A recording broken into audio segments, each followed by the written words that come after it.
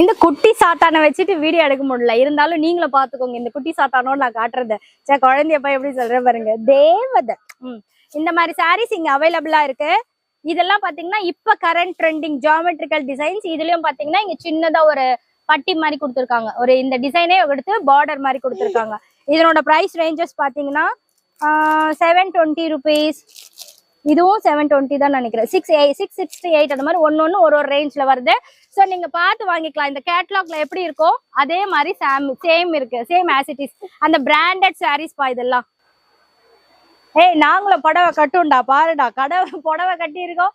நாங்க புடவை விளம்பரத்துக்கும் வரோம். இந்த மாதிரி நல்லா இருக்கு, அழகா பாக்குறதுக்கு. இப்படி கட்டினீங்கன்னா சிங்கிள் ஃபிளீட்டா கட்டினாலும் நல்லா இருக்கும்.